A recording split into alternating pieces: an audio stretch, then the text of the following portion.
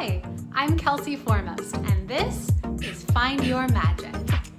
Find Your Magic is a series of conversations with entrepreneurs, creatives, experts, and friends that explores what it's really like to do what you love. We're talking about everything from business to the creative process to mental health and everything in between. So grab a cup of tea and join the conversation as we take a look behind the scenes of success at what it really takes to find your magic.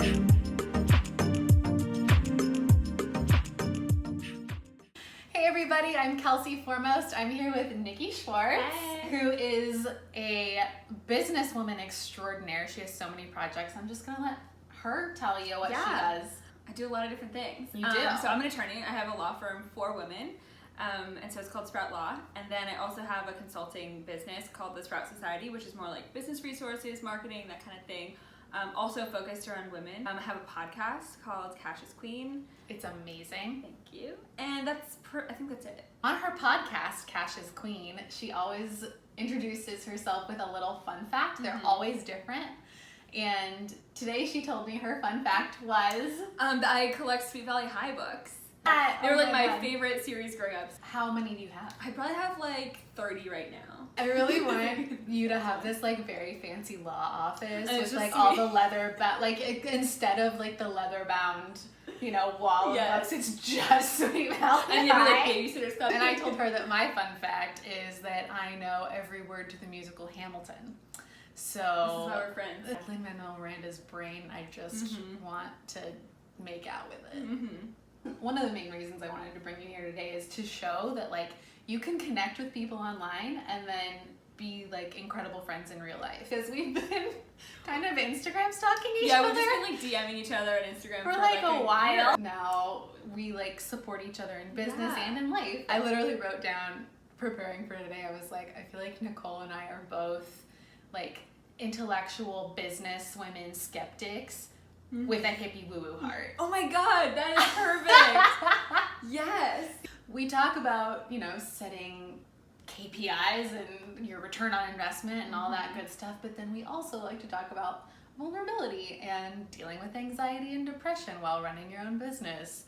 So you're the perfect person to have a conversation with today. So I have anxiety and depression, and it's hard when you're running a business because it's like we feel like we have to be doing all the things all the time, and then there's no time for self-care. I was at this event in LA, and it was like an event for women, and everyone was sort of sitting around in a circle, and it was all women. They're all entrepreneurs, and they were sort of saying like, this is my struggle, for this week. When other people were sharing, they were saying like, I haven't been making money in my business, or I haven't, they were more like business things, and people were like, it's gonna be fine, like don't worry about it, you've got this. And I was just like, okay, well, we're being honest here. Like, let's be honest. Yeah. I'm just having a shit week. Like, I'm feeling really, like, depressed. I haven't felt like I wanted to, like, shower this week. Like, it's just been a rough one for me. Yeah. And I don't know what I was expecting, because that was, like, a really vulnerable thing to share with people that I didn't know that well.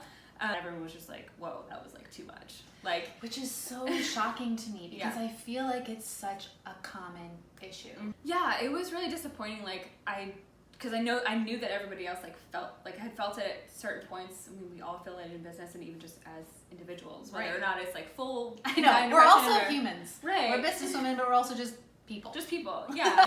And then I felt like everyone thought I was crazy, and I was like, I promise I'm not crazy. Like, I'm okay. I don't need to be. You're committed. never crazy. Yeah. Like, that's something that's so important to say. You are never crazy. Don't let anybody make you feel like you're crazy. And I think the thing that taught me was like I kind of got the opposite impression of it. Like, instead of being like, oh, I shouldn't talk about it, I just felt like, obviously we need to be talking about it more. The world, thank goodness, is moving in that direction of being more and more comfortable with it. We were just talking about how we're total fangirls of Brene Brown. We stan Brene Brown. Yes. I just learned what stan was, really? and now I feel like I'm so excited that I used it in a sentence. I'm like hip to the kids.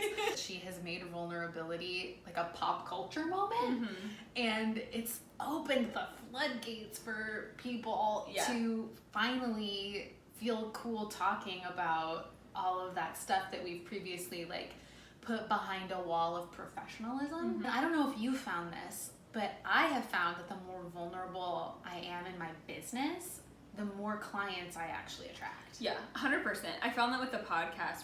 I was like, okay, I know I need to do this for my business, but like personally, I didn't want to do it because I felt like it was like so vulnerable. Like I was like, I don't want to get on here and like talk about my business and like the times when I'm not doing great and like all that kind of stuff. Like it was gosh. too personal. The first time when I was like pushing the publish button, I thought I was gonna puke like all morning. Oh my god. I was just like, I don't know if I can do this. Like I was having a full-on panic attack. I totally get it. I had a similar thing with Find Your Magic. I was like, maybe no one will watch this and I will feel like a complete failure. Or worse, maybe everyone will watch this and then everyone will know what a mess that I am inside. It doesn't even matter like the reaction it gets. Like the successful part is just that you've put it out there and then it just sort of, you can just let it go from there. That's what really helped me like push the publish button on my podcast. And like you were saying, like that's been the thing that has resonated with people the most, and like that from a business perspective has like really worked out the most. I think we all have those moments where we have this creative vision and we get really excited about it. And then we like get stuck in the muck and the mire of the like day-to-day stuff. So how do you do gut checks of like, this is for my business, I'm the CEO, versus this is my like day-to-day job and you're your own VA? I think it's really hard because like my tendency personally is just to always be the VA. Like I'm always like, I could do this better, I could write this blog post better, I could schedule this better. Like this is my own control freak ego. It's like that's the stuff to outsource. Right, and that's the stuff that also, I call it productive procrastination in my own life, where it feels productive if I am writing a blog post and a LinkedIn What thing. about and like, organizing a to-do list? Are you doing this all the time? God. Yeah, like categorizing, and then 3 hours later, have I checked anything off of the to-do list?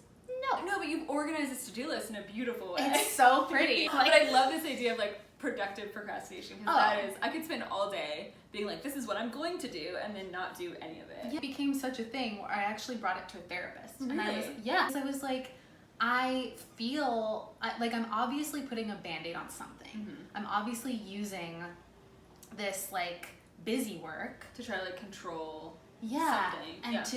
And then in talking to the therapist, she was like, what are you afraid, like if you stop doing all of that, if you stop filling your time with that productive procrastination, what are you afraid you will achieve, or what are you afraid will happen? For me personally, I realized like, oh, it's totally a fear of failure. If I don't do this busy work and keep myself small, that I will have time to scale bigger and to write the course, which is really scary to even say on here. Especially like the fear of failure, and then like on the flip side, it's like the fear of success too. Yes. Which is like, I think they're the same thing. Interesting. So let me Let's explain. get into this. Let me explain. Let's get into Let me just push these imaginary glasses up my nose. To me, the fear of failure and the fear of success are the same because it's coming from the same place of being seen. While fear of success is like, oh my god, I don't really know what that's gonna, like what my life would look like if I got everything that I wanted. And the fear of failure is if I go after it and I don't get it, then I'm a failure. In both cases, it requires putting yourself out there to a much bigger degree than perhaps you ever have before. And so to me, it's that fear of really being seen. So it's like imposter syndrome, that you're going to be seen and that people are going to know like you're a fraud. Yeah. That, like you're not what you say you are. Yeah. All that stuff. Getting heavy. We're getting deep here. I want to talk about something that you've shared about the fact that you use visualization and manifestation. Again, that hippie woo-woo heart that we share. Welcome to LA. Namaste. Let's burn some Palo Santo and some sage and get into it. I think it's a hugely useful tool in combating that fear of success and fear of failure, because it allows you to do that gut check of like, okay, what am I really trying to go for? We all feel like we have to be a certain thing in business. Like we feel like we have to have XYZ, whether it's a certain amount of money or like certain, like a fancy office, employees, whatever it is. Follower count. Exactly. Yeah, that's a big one. What is the purpose of all of that? Like, is that actually getting you where you want to be, where you want your business to be? And does it actually make you happy? I even think like a business plan is manifestation. Like that's completely. That's like talking about your goals and like how you're gonna get there. I like to check in with a business plan and be like, is that actually getting me there? Because like in the beginning, I just made so many decisions that made no sense. I'm right there with you. That's my biggest we won't call it a regret. Yeah. We'll call it a lesson. A lesson. Our woo hearts will call it a lesson. Our woo hearts will call it a lesson from the universe. Yeah. I really wish that I had been a little bit more intentional at the beginning. And the more specific you are, the more likely you are to achieve that goal. It also, I think, is really helpful for my mental health to do that, and to include my mental health in that business plan. Something that you share that I love is that you actually schedule self-care time. It's hard to stick to it, but like it's on my phone, it's in my calendar, and like honestly that's the easy part. The hardest part is like when the alarm goes off to meditate, or when it's on my calendar, like, okay, you have to take a lunch break now. And I'm like, no, but I could get like 30 minutes or an hour of working. Tell me more about what you mean by your alarm goes off on your phone. Yeah, so I have like a daily meditation alarm. So it goes off. Cool. It goes off like midday, usually like 1 o'clock, which is like when I just found personally that like I'm at full stress mode, like where I'm like forgetting to breathe because I'm just like, I have to do all these things. And so that's just like my time when I like remind myself just for like 10 minutes to like just breathe. If I don't do it, then like when it comes 5 o'clock, 6 o'clock, like I haven't taken a breath in like 8 hours, and then I'm just like want to pull my hair out. Confession. I have tried to set alarms in the morning to meditate, and like, do I ever do it? Maybe once a week. Yeah. And while I'm doing it, I'm thinking about what are the emails that I have to reply to. I think the hardest part is like actually sticking to it, and I don't stick to it all the time either. Like I probably stick to it like half the time. But hey, half the time is better than none of the time. Yeah, I'm like, at least it's progress. So let's talk about mental health a little bit more. I don't know if you're the same, but I go through waves where there are some weeks where I feel great and I feel super productive and really inspired. And there are some weeks where I'm just like, I don't want to leave my house. I was sharing with Niki, the reason I'm wearing red lipstick right now is because it's literally one of my mental health tools. If I'm feeling crappy and low energy, I put on red lipstick. I love this.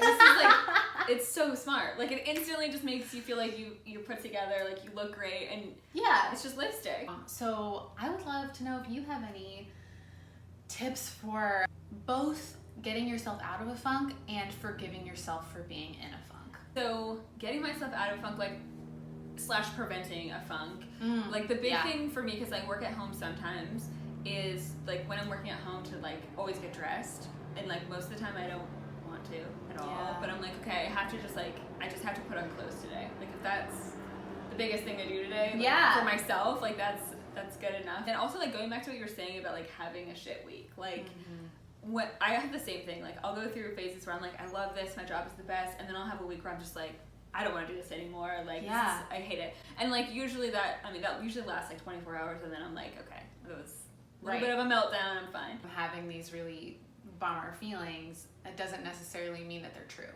Yeah. Like it doesn't mean that I'm not meant to run a business. It doesn't mean that I don't have things of value to share with the world. I think that's the biggest thing that I've learned from talking with like other women who own businesses and who've owned them for like, you know, over a year or so. They're like, oh yeah, I want to quit like every quarter. I think that's like totally normal, and like forgiving yourself when that does happen is just like, that's just part of the process. Like when those times when you're having a hard week, trying to recognize like that's when you need your self-care stuff the most, and that's like when it's the hardest to do. Well, but like you said, it's preventative too. Like if I don't listen to that, if I don't listen to my body when I'm having more, you know, when I feel that like, oh, this could turn into a panic attack, if I try to push it down, it's just gonna come and like power through it, then I'm out for 2 days after at least. But if I listen to it, put stuff away, take a second, and like watch an episode of Frasier, to be honest. And I'm watching Frasier right now too. Stop! It's my favorite show ever. It's like 20 minutes, and I've got like a renewed sense of purpose. Me too. Thanks, Kelsey Grammer. Everybody feels like they don't know enough. They're not like successful enough. Like I don't know if this is. I don't really work with men, so I don't know if men feel this way too. But I know that like all women seem to feel this way. So this is my like, you know, psychology analysis. I've got a theory too. Okay, so my theory is that women have been conditioned to make themselves desirable, and men have been conditioned to desire and to go after things. And so what that results in when we're building a business for women is that we're constantly worried that we're not desirable enough, that we're not providing enough value, that we're not putting enough out into the world that attracts people to us in our business or our personal lives. So that's my theory. That's a good theory. Thanks. I like that one. I 100% Dr. believe that. Kelsey, the doctor is in. 100%. You've been watching so much Frasier. You're just like, okay, my theory is that with just like imposter syndrome, like we've all grown up and we see businesses like it's all old white dudes. Yeah. And we're not old white dudes. And so Thank like, God. you know, I don't look like a business owner, so like I don't feel like I belong here. And so then we feel like we don't have the qualifications, and it's like we're never gonna be because we can't turn into old white dudes. I have this friend who, when I was first getting started copywriting, she's like my guru. I just love her. She's the best friend of mine from college, and she's been a copywriter for over 10 years. And so when I was getting started, I was like, what do I feel like I don't know enough. I feel like, who am I to be charging people to do this? And she said something so smart. She said, Kelsey, as long as you know 10% more than somebody else, you have something of value to gift them. You don't have to have a PhD in Instagram to like help somebody else with their social media. It's so nice to know we're not alone, isn't it? I think that's the other thing that I've learned from working with like so many women business owners is like everybody feels like scared. Everybody feels like they're crazy. Everybody feels like they're like just messing it all up. Like, we all feel this way. Being able to turn that conversation around in our own heads is like... It's so hard. It's so hard. It's next level. And it's also doable. Like, you can totally do it. And one way I think that we can help get there is by having conversations like this. Yeah. And just being like, you're not alone. You're not alone. Yeah. I'm so happy that you came and had this conversation with me. Everybody, please go check out Niki at The Sprout Society and at Sprout Law. Follow her on all the things. She's amazing and so inspiring. She's just the best. Thanks